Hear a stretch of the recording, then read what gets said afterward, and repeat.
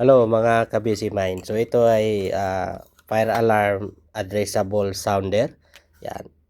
Ang ganitong klase ng device, yan, kung makita natin dito na napakadali lang ang wiring connection yan. So dito lang natin ilagay sa positive 5, negative 4. So itong connection na ito ay mali ang connection na yan. So ang tandaan natin, itong sounder na ito, hindi gagana ito kapag hindi na-address yung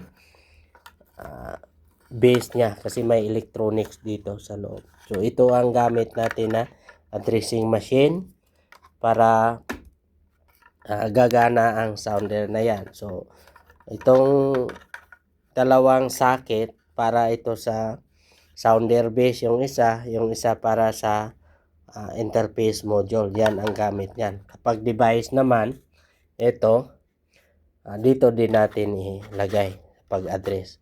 So ganon din kapag address dito, pindutin lang natin yung P, scroll up, scroll down. Halimbawa, lagay natin yung address na yan sa number 5. Yan. So kapag nasa 5 na yan, i-check lang natin, okay natin.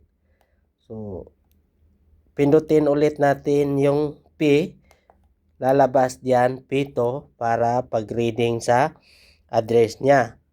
So i-check natin or i-okay. So ibig sabihin nalagyan na natin ng address ng device na yan. So para i-confirm natin na tama yung address, so kailangan nating pindutin ulit ang P. Yan. Lalabas diyan ay P3. Yung P3 naman, yun ang confirmation na ito ay tama ang address na nilagay natin. So okay natin yan.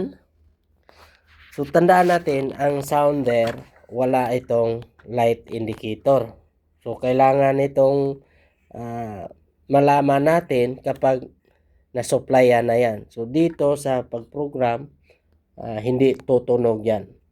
Malalaman lang natin na program na yan, na device na yan, kapag nailagay na natin sa loop. Testing natin yan sa pamamagitan ng pag-press ng brake glass, tutunog ito. Pero itong mga device na yan, may built-in yan na light indicator. Yan. So malalaman natin dito pa lang sa pag-address ay mag-ilaw na yan. Tulad dito, itong device na yan, interface module. So may light indicator dito. Malaman natin. Dito naman, para sigurado tayo, pagkatapos ng pag-address, i-testing natin ang pag-alarm para malaman natin na gumagana ito.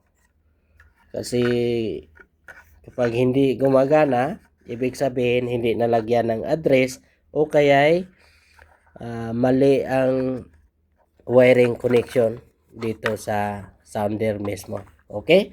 Kung may idea din kayo sa mga fire alarm system, paki-share naman sa comment section. Okay? Bye-bye mga ka-busy mind.